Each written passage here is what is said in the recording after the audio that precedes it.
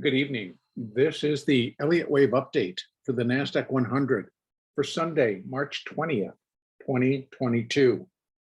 The markets are pretty much opening up basically almost unchanged, to up a little bit to down a little bit as we wait for the next direction setting traders to come in and let us know where we're going to go. Now, what took place on Friday, though, was again very astounding to me at the force at which they had determined that they were moving this market higher, and they actually did it on fairly low volumes. So it became more apparent to me that basically what was really taking place for the whole week, because remember, this really began on Tuesday's Globex session coming into our own Tuesday opening. And they started buying from that low at 12,941. And they reached a high on Friday at the close at 14,435. This is a massive four-day rally, with a couple of declines here and there. But when I try to compare it to what the market is doing, I have to return and go to the technical side, basically because fundamentally it makes absolutely no sense at all. And what's going on geopolitically makes absolutely no sense at all to what they're deciding that they're going to do. And so I had to really put it to that there was, when you really look at the Friday's expiration was a monthly expiration. And from what I read from an article that was on Zero Hedge, that they were reporting that there was something like $3.2 trillion worth of positions that were going to come to fruition, that needed to be taken off, needed to be rolled, needed to be moved, with 2 point some trillion happening on the opening and the balance happening at the close. So they started buying pretty much right from the bell, and even before, and then just kept it up all day long. Now, what the market did do was go above where I had marked minor wave 2, and that was at 14,391. So when I just pop this out, let me just take a one up to the 4 hours so we can see it more clearly. That essentially now what it has done, it has taken me back to that minor. So here we have minor 1, and that was minor 2. But minor 2 now is actually what is still in progress. And so now we've gone up to there. So I still am counting this as a larger intermediate third wave down.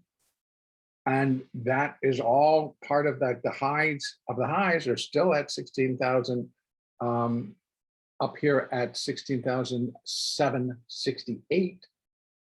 And so this is just a large, pretty much out of control, minor wave 2 correction, even though it went down and put in a new low below minor wave 1, but that was a B wave, and it's going to end up being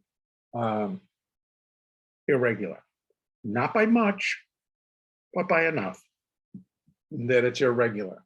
And so when that occurs, the normal then retracement back up for the C wave is going to be somewhere around 1.236 to 1.382 of wave A. So by this measurement, then, we are still looking at some additional upside. Now, they're kind of taking a pause here because this whole thing is just not, it has gotten extremely overbought, number one. It is now sitting up and it's like, well, are we going to continue to buy everything, or are we done because of expiration? And so how do we want to come out of this, and how do we want to balance this against what's really kind of happening with inflation, with interest rates, et cetera, et cetera. So if the focus needs to change back to what we might term as reality, or just, the Fed's minimal raising last Wednesday, that was not to many in the financial world a serious stance to take against inflation. So that's when I looked over and I thought, they're just buying it, buying it, buying it, buying it, buying it on Friday, that it truly was a matter of this is all expiration. Now and it was a very, very large sum of money. So the way I have to look at it is that there was probably some very large firms that were not willing to get out of positions below 13,000. And they were going to have all of this come back up. And then they got it going and it just kept going. And they just convinced everybody to jump in with them. So that's my take, because for the life of me, I couldn't think why you'd want to continue to buy it in the face of what was going on with inflation. Inflation is not friends to the market. Inflation is just, cheap money cannot exist anymore. Inflation has now even kind of come through where we're seeing mortgage rates start to creep higher. We're seeing a severe decline in junk bonds, in corporate bonds.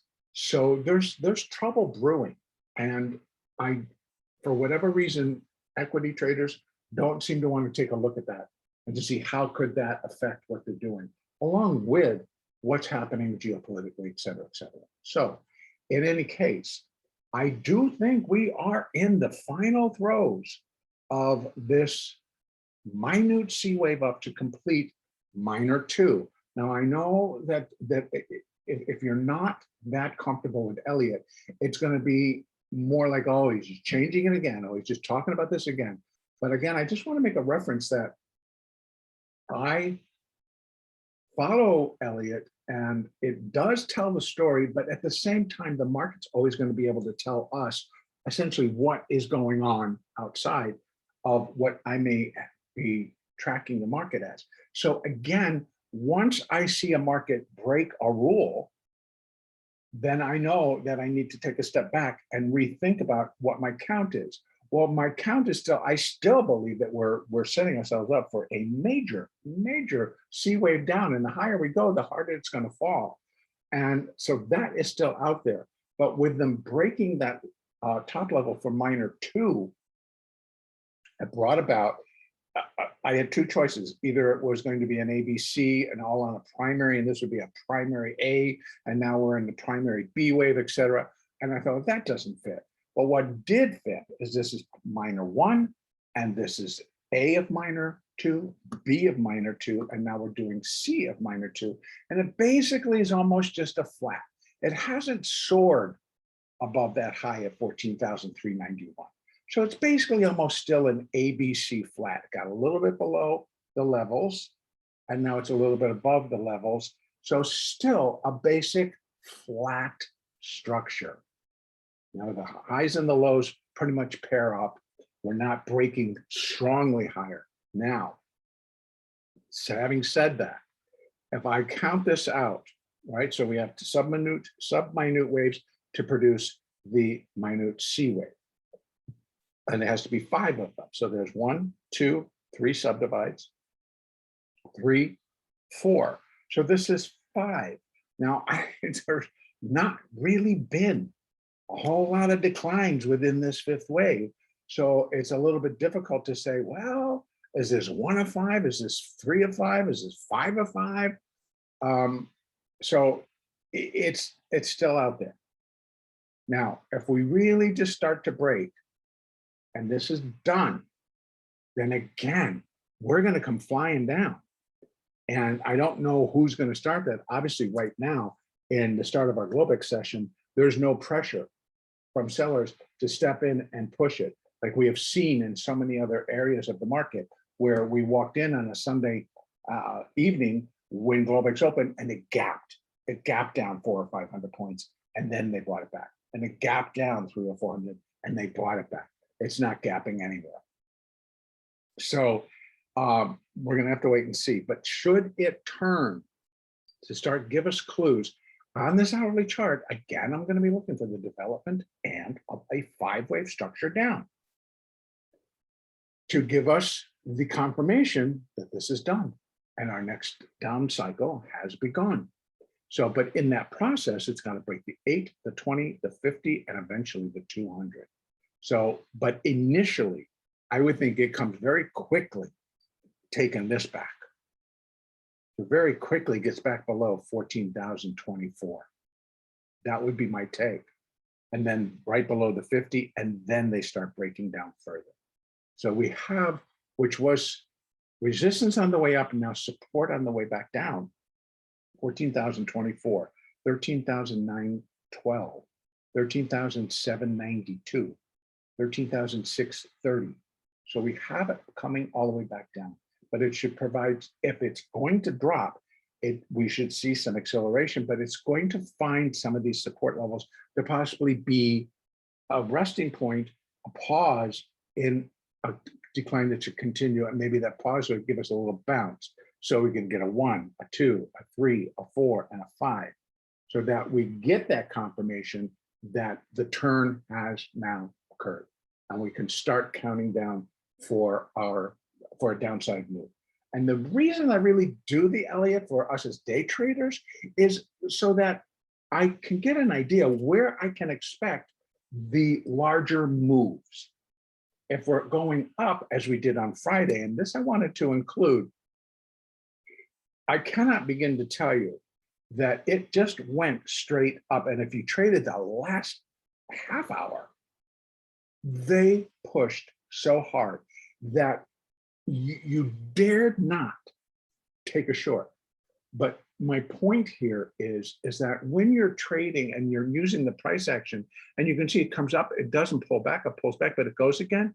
When it doesn't break, and this is an hourly bar, so if I even took it over to like the 1 and the 2 and the 5-minute bar, the same clue happened. There were no sellers. It was just a push and a buy, that when it broke to new highs, you just could buy it. This was a situation where breaking to the new highs produced another thrust higher, so you could buy it. Now, that isn't always the case, but we were in a finishing leg. We were also in straight buying pressure. It was really strong buy pressure on the market. And the most volume, again, out of all of this came right here into the close. And so after the close, they continued to buy it, but it came in the last push between 3:30 and 4 o'clock. Then they truly just pushed, and that's when the volume came. That's when I saw that, and I think a lot of it had to do with the actual expiration, and they're just grabbing futures because they needed it against whatever they were doing. So that's where I saw the largest volume come in on the day. Up to that point, the NASDAQ mini was, for the amount that the market was up, crap volume, just light. And so it was getting pushed, and sellers were just standing back going, we're not even going to try. So it really did become where you just bought with them.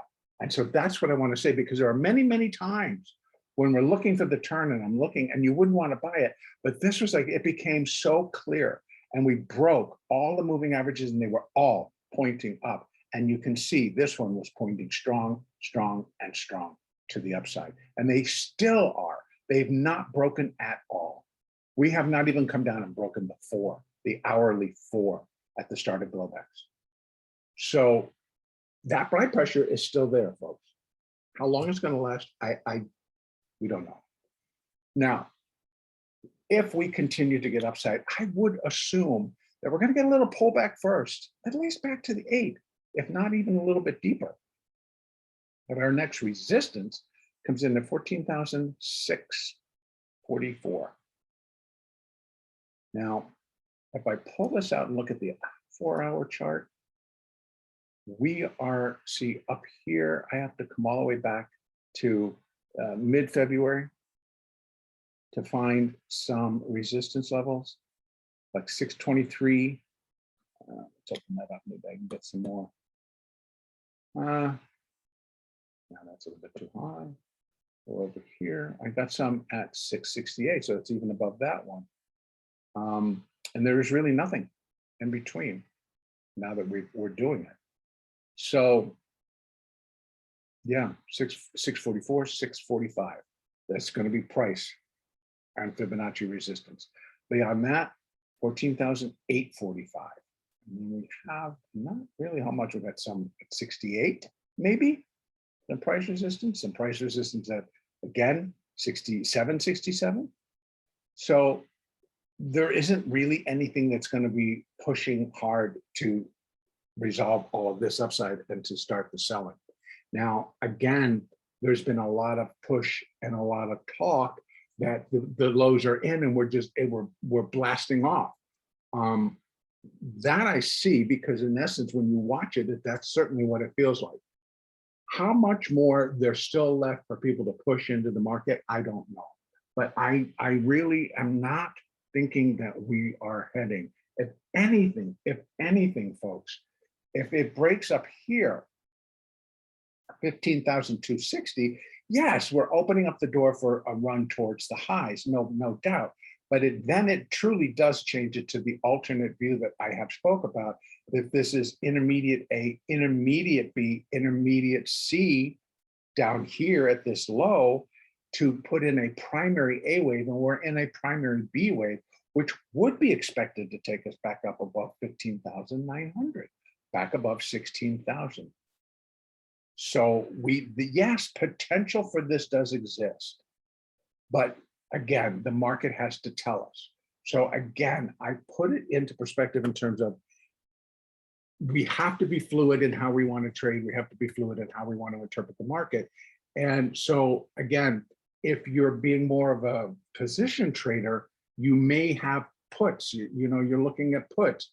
And that I can tell you is not necessarily a bad position, but be ready to roll with what's happening in front of you and to be able to maybe put some calls on or change a position that's going to help you balance things out while you wait for obviously the call for things to go down and to go down hard was early.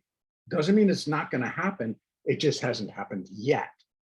And so when you're in there trading, we have to be a little bit more fluid with how we want to approach the market.